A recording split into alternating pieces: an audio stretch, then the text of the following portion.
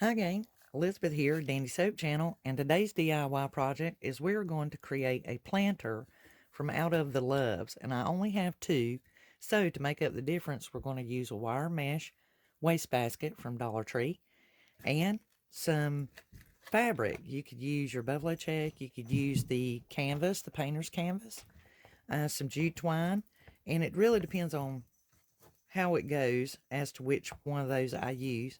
A screwdriver to remove this hardware on the back and keep that. We may reuse that for something else later. You can use your floral moss or reindeer moss and some ice cream sticks. You'll also need your glue gun. Let's get to it by using the Waverly white chalk paint. You can use any white paint that you like, just as long as you achieve the color white, unless you wish to do yours a different color. Now, just a FYI, guys, if you are doing this vertical planter with me, you'll do one of your loves turn this away, okay? Because it's going to be standing up like this. The other one you will do this way. So, the reason why I tell you that is you only need to put 2 coats of paint on the side that's going to be showing. The other is going to be internally, and we do want it white just because if you're looking through the mesh net, you'll see it. If you don't line it with fabric, you may see it. So just if you feel you need to put 2 coats, you can. But because I'm going to be using that side, I'm only putting a coat of white just for the reveal what might be seen. Doing 1 coat on the outer and inner perimeters there just because of the reveal. Using the Waverly clear wax, I go ahead and I put a coat on both sides to seal in and make it dustable and wipeable and smooth and slick. Additionally, on the ice cream sticks, so it has 2 coats on it. So while our love signs are drying, or our love letters are drying, we can cut away our mesh from our wire basket. And you can actually cut that with scissors. I mean, right through there with your scissors and just cut it away. And just be careful, because wire's going to be sharp. I also save the bottom as well. These make really, really good forms and what I call flower frogs for doing a flower arranging or even a wreath form. So do save these pieces. Just put them somewhere where no one will get hurt, especially you will get hurt. And if you need to, just bend those down with your finger. When you're looking at your wire mesh, you will see where it's doubled, the way that the factory fused it together. So just pick one side or the other where it is the thinner part and just cut that away from it. I cut it in half. Just go right up that seam. Now that we've got our mesh cut apart, we need to cut this directly in half. We need a 4.5 inch both sides. So just try to measure it as best you can and cut right down through the center. Once you've cut your wire in half, make sure you pull it just like that and it'll stretch right out for you. It's just the coolest thing you ever seen. Now that we have our wire mesh cut out and stretched, simply fold it in half and cut it. We will be using the difference at the top and the bottom, so we just need that one single strip and then cut that apart. Taking your wire mesh once you've folded it and cut it in half and laying it against your word. Anything that's above it and anything that's below, mark it with a marker. We'll eventually bend that down, but we want to attach our ice cream sticks first. Lay your ice cream sticks across the wire just so you know how many you will need and mark the extra one with a pencil. This is where you'll cut off the extra. You'll do that for both sides. Now it's time to glue our ice cream sticks to our wire. So basically we're sandwiching our wire in between our ice cream sticks. And the reason why we want to do that is it will make it thicker so that this will be able to glue the word to the inside. And I'll just go back and paint that before I attach it to my word. Okay, so now that we've got our sticks on there, the bottom part we want to go ahead and bend it over top, and then you can do the top as well. and therefore we bent the bottom inward and the overage at the top down. But that will give it strength and some reinforcement and durability, so that when you're moving your box around, your planter box around, it'll have more strength. Okay guys, so when you put these together, if you find that one is a little bit wider than the other, you're going to love this. And just take your fingers, or you can use your needle nose pliers, and just squeeze it together where it seems a little wider. And that will take up the difference. And then that way you can get them closer together so that they're close to, both of these are the same size, so that when you go to put them together with your words, everything will match up. And if you find that this one could use spreading, then it works just the same way. Just go in there and pull on it and get it to broaden out a little bit better. So now it's time to get our word up here and start gluing it. Okay guys, now it's time to glue our pieces together. So the best way is to lay this down and then begin gluing. Be generous with the glue, simply so that it will seep in between the two sticks. And one side of the wire mesh is narrow and one side is wider, even though you made your adjustments.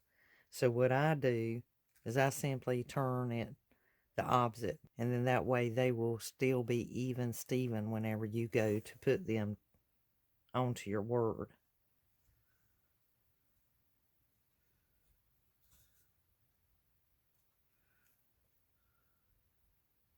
Now that we've got our box glued together, and it is looking fantastic, so now we're going to put greenery around our heart. Now we've got our greenery around our heart, and if you need to, you can take a pair of scissors and just kind of give it a trim, a little haircut, so it lays more smooth and even, and it's balanced. That way you can distinctly see the heart. Additionally, if Dollar Tree is now carrying this spray adhesive, it is wonderful for making sure that your foliage, when it's loose like this, will stay intact. It'll stay fresh looking. It'll protect it for a long period of time and keep it really, really green. It dries clear, and it has no tack once it's dried. And that'll help hold everything in place, and you won't have to use hairspray. We have our beautiful box made, and you can use this two different ways. You can use it vertical like this, or you can use it horizontal. It really depends on you and what you want to do. I made it this way so that I can use it both ways. But at this time, I want to create me a liner to go inside of this box. That way I can line it, I can wash it, and at the same time, it will hold my arrangement. So at this time, I'm going to tell you that I'm just going to set this up because I'm going to use mine vertical. As I said before, if you want to use it horizontal, then of course you can put them straight in here, or you can put you a bin inside here and use it that way. If you don't wish to make a liner, you can fast forward through this video, or if you want to use one of the plastic vases that they have at Dollar Tree, or any vase, that'd be great too. You could set that in there and put your dry arrangement in it. Now to make a liner, you're going to need to cut you a piece that is 24 inches by 17 inches. You'll place the right sides together and use your glue gun to glue it together. You'll do the bottom edge the same way. This will give you plenty of seam allowance as well. Your right sides together, and since my seam is a little off right here, I'm going to do it just this way. And you'll just glue it the same as you did the other. Hope you guys can make out what I'm doing here. Now remember, this will have dry arrangements in it, so it doesn't have to be perfect. You just want to close that seam up, just so it'll have a bottom in it. So that way if you pick it up and transport it from one room to the next, none of your flowers are falling down the bottom side. And then some of you may have decided to put a bottom in your planter, and that's fine too. Either way will work just great. I just want to line my box. Now, a trick in the crafting world, in the sewing world, to miter these or to gusset your bottom, if you want to square this and gusset it, what you do is this is the bottom, this is the short side, and you will basically take that end to where it's pointed. Take and point your ends. Just press them. I hope that makes sense what I'm telling you to do. Lay the seam to one side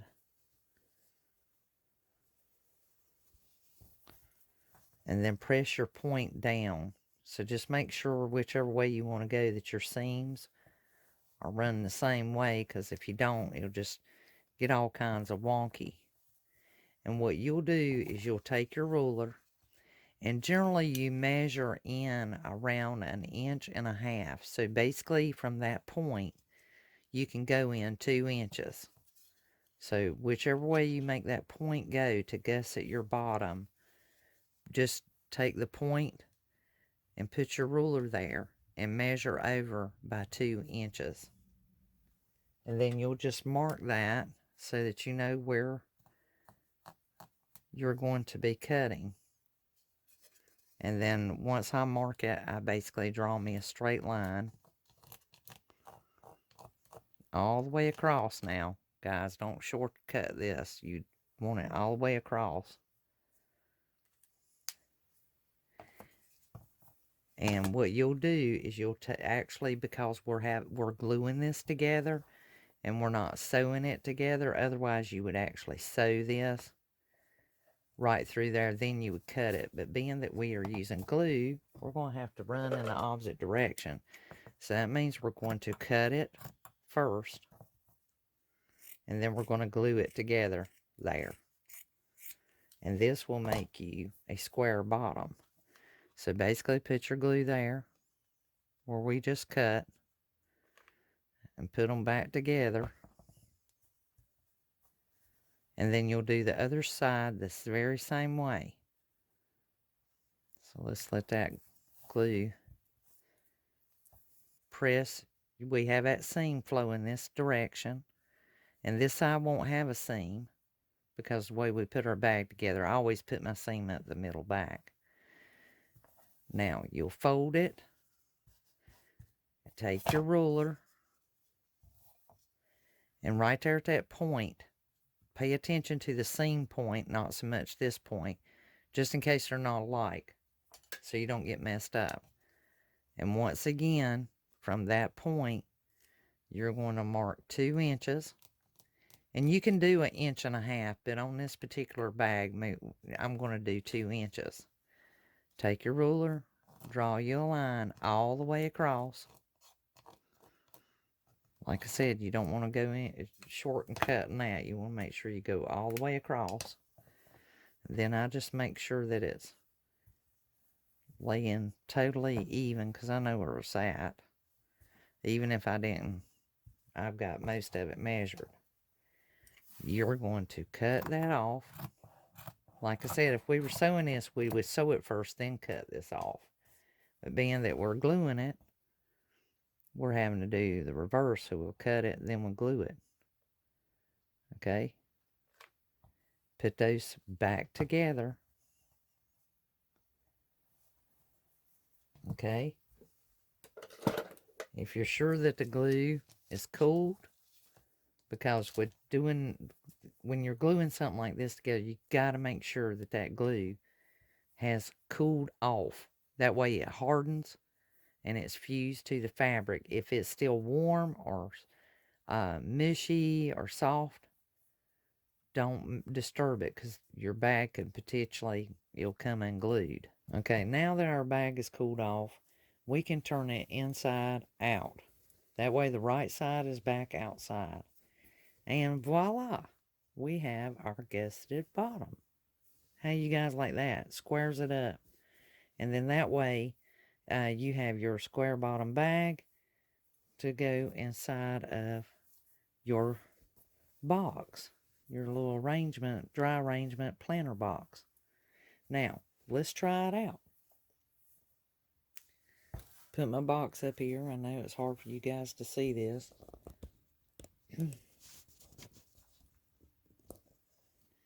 And basically, I'm going to put my liner inside there. And whichever way you want to turn it, it's not going to much matter. Because now you have a square bottom. And if it's baggy or drapey, then, you know, you can pull it down here and fold it back under, or tuck. I basically push it back inside is what I do. And then that way it's like I want it. And then I'm going to see if you guys can't see this a little bit better. I know it's down inside the box, so to speak. But I'm just turning this edge down. You guys see it? Doesn't it look awesome? I am loving it. It looks so good. Now, this side, you know, is going to be the side I'm not prevailing on this. But I could use my box either way. This is the love that I've got flowing the other direction.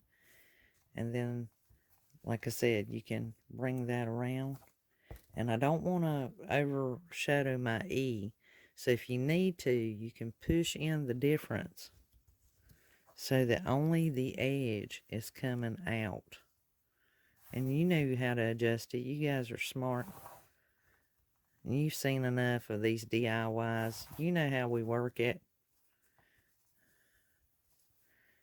And then I'll cut off any of this fray from the seam. Now, if you do like me, now what I'll do is I will either take me some burlap ribbon or the jute twine that I had you guys to get in the beginning with your supplies. And what you can do is, now that we've got our bag made, you just basically, I'm going to tie something right here. So what I will do is I will bring that edge down, and I'll just keep going around and around. And sometimes the best thing to do that till you get it wound like you want it to is bring your jute twine around to this side and go ahead and tie it. I'm having some technical difficulty, guys. My jute twine just took off on me. That's why it's taking me so long to get around the side of this box. So go ahead and just give it a little snug. But I'll tell you a trick. If you bring it around there twice and pull it, it won't come untied. See that right there? It will literally stay right there for you. Just loop it around the string twice, then pull it. Now what I'll do is I'll keep going around. I want to bring that tail down and keep it there. And then that way I can just bring my jute twine around however many times you want to. It's strictly up to you. It's decorating and giving it that old-fashioned English cottage farmhouse style. And the good thing is every bit of this can be repurposed, or you can do something else. And that's probably enough jute twine to suit me. So what I'll do is I will bring and I will take and go ahead and cut that. But I will bring this string that's already cut up under all of those, including the one that I just came around with. I hope you guys can see that. And then I'll pull it up and then bring it around and give it a tie. And like I said, you can reuse every bit of this. So it's, nothing's going to go to waste there. And I will give some shots of this so you guys get to see it a little better. And I will just go ahead and tie a little bow there. Just a little bit of country homespun charm. Just give it its all together. I'm so darn cute. And I look so romantic and elegant, and it just really has all that country cottage rustic feel to it. It's just absolutely gorgeous. I hate that you guys can't see it any better. I know the camera and all. Let me turn it this way. See how gorgeous that looks? Isn't that fabulous? That is just fantastic. And like I said, you know, any extra you can just tuck in the bottom there. Then once you get your arrangement in the top, and most likely I will do an arrangement in it and then show it to you guys. So this is the end of this DIY, and I appreciate you guys coming along. If you will, please give me a thumbs up. Leave your comments in the comments below section below. And if you do this project, please tag me on Instagram at Dandysoap. And you can, if you will, share this with a family or a friend. And until the next DIY, this is Elizabeth saying have a wonderful, dandly, crafty day. Bye, guys. See you next DIY. Over and out.